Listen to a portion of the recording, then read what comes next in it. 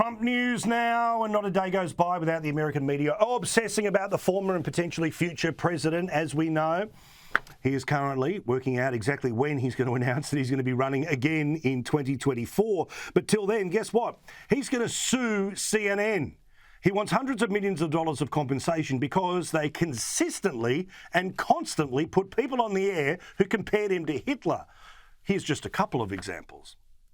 Is that not going too far to make a comparison between the President of the United States and the Nazis?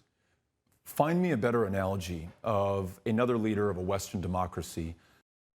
And over and over and over again. But because I don't want to pay the Donald $400 million, I am not going to repeat the defamation.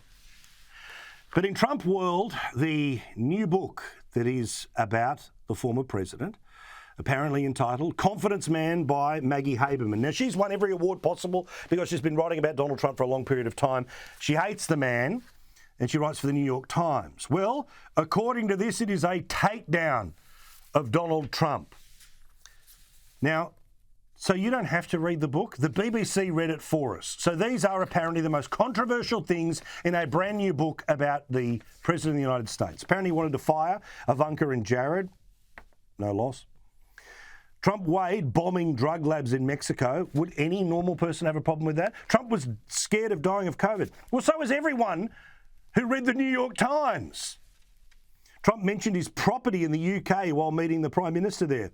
Who cares? OK, you've got something there about Trump asked Giuliani to do anything to overturn the 2020 election, of course, unsuccessfully. Number 6, apparently Trump came up with his tax excuses on the fly. Number 7, impeach him again. Trump flushed documents down a White House toilet. And Trump thought that ethnic minority staffers were waiters. OK, there's like 2 interesting things in that book. But this book, well, it fits into the otherwise overstuffed, overgorged section of your local bookshop about psychoanalyzing the former president. But let's say something here about Maggie Haberman. I repeat, good reporter, right? She got plenty of good information, and Trump decided to talk to her not once, but 3 times for this book. But the timing of just how close she might be to the intelligence organisations that ended up raiding Mar-a-Lago is what's worth noting here. Remember the great revelation there about documents being flushed down the toilet? Well, here's a photo of the documents being flushed down the toilet.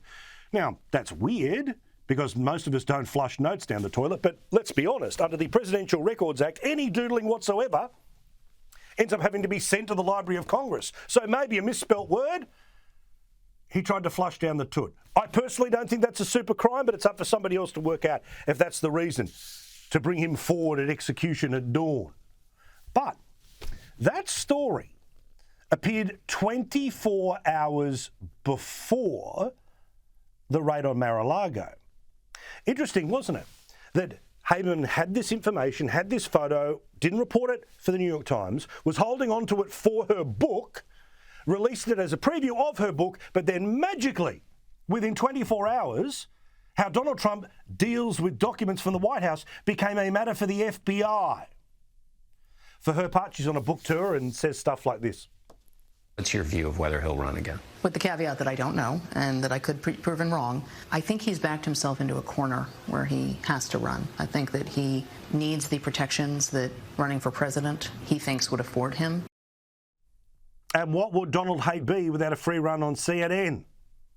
New book detailing the life and presidency of Donald Trump. The book was written by the New York Times senior political reporter and CNN analyst Maggie Haberman. It's entitled Confidence Man, The Making of Donald Trump and the Breaking of America. It is a fantastic read full of all sorts of scoops and insights. And here with me right now, Maggie Haberman.